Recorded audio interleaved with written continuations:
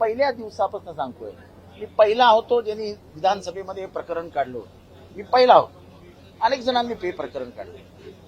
मी सातत्याने हा मुद्दा मांडत होता की पोस्टमार्टमचा रिपोर्ट काय सांगतोय, ह्याच्यामध्ये दिशाभूल करण्याचा प्रयत्न झाला आणि सोमनाथ सूर्यवंशीचा मृत्यू हा नैसर्गिक आहे असं दाखवण्याचा प्रयत्न झाला. त्याला श्वासोश्वासाचा त्रास आहे असं सांगण्यात आलं. त्याच्या आईशी चर्चा केली. आई म्हणाली त्याला कुठल्या डॉक्टरचा औषधच चालू नव्हतं, त्याला कधी श्वासोश्वासाचा त्रासच झाला नव्हता. ती क्लिअर कट हत्या होती.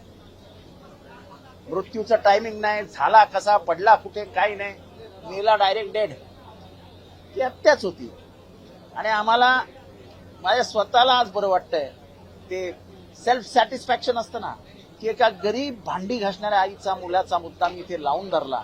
आज कोणी कसं का होईना कोर्टाने सांगितलं तो अपघाती मृत्यू नाही, त्याला मारला आहे आणि ज्यांनी मारलाय त्यांच्यावर गुन्हे दाखल करा. हा मला वाटतं की आमचा विधानसभेतील आमच्या लढाईला यश मिळालं आहे आणि असंच गरिबांसाठी आम्ही लढत राहू. सत्य परेशान हो सकता है, पराजित नाही, हे सिद्ध झालं. आज एकनाथ शिंदेंनी पुण्यामध्ये भाषण संपल्यानंतर जय गुजरात असा नारा दिला. मला आश्चर्य वाटतं. महाराष्ट्राचा आणि ते पण पुण्यासारख्या पुण्यनगरी जिथे मराठी हे म्हणजे संस्कृतीचं माहेर घर असं म्हणतात पुण्याला. काय करतोय आपण? काय कुठल्या दिशेला चाललो आहोत आपण?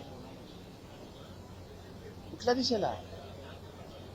आता मला म्हणजे हे जोक म्हणून घ्या, ह्युमर म्हणून घ्या. शिंदे साहेब भेटले होते तर काय म्हणायचं? कसे आहात शिंदे साहेब? केम छो शिंदे साहेब? सारूच आहे ना. ते जाऊ दे, असे फालतू केडिया फेडिया टेडिया येतील, ते बोलून इथलं वातावरण खराब करण्याचा प्रयत्न करतील. निवडणुकीच्या आधी महाराष्ट्रातलं वातावरण खराब करून भाषावार, प्रांतवार, जातीवार, धर्मावर इथे विद्वेष वाढावा, इथे भेगा पडाव्यात एकीला, हा प्रयत्न सरकारच प्रयत्न करतंय. आणि मग एक केडिया टेडिया मोड्या टाड्या हे अशी लोक मदत करतात.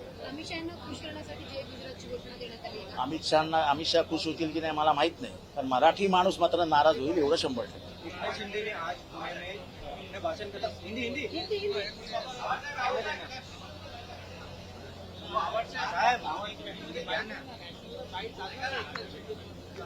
एकनाथ शिंदे ने जय गुजरात नारा दिया था. क्या आपको लगता है कि अमित शाह को देखो ऐसा है, किसको वो खुश करना चाहते हैं मुझे नहीं पता, लेकिन महाराष्ट्र में आज नाराजी आ जाए. जिस शिवसेना की वो बात कर रहे हैं, वो शिवसेना का वृद्ध वाक्य क्या था उसका, जब वो स्थापित हुई, बाला साहब ठाकरे ने जब शिवसेना निकाली तब क्या किया था? मराठी माणसाच्या आत्मसन्मानासाठी स्थापन झालेली संघटना म्हणजे शिवसेना.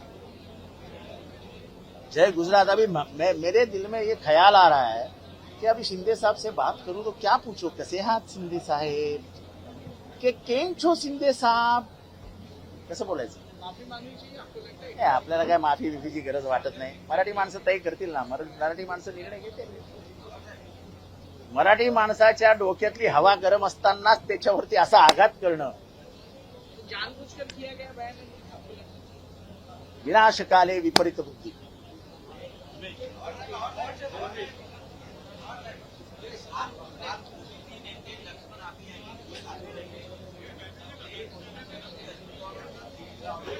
काय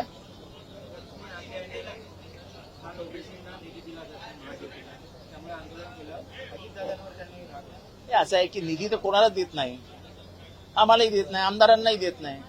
राज्यच भिकेला लावलं यांनी.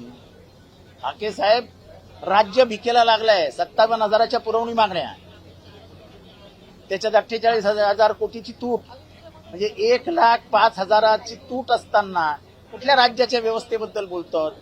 ओबीसी, आदिवासी आणि मागासवर्गीय म्हणजे दलित, शोषित, पीडित, हे तर गिराईक आहे या सरकारचं. पण हाके साहेब, तुमची भूमिका आता अशी असायला हवी की सरकारला कुठलीही मदत होता कामा नये.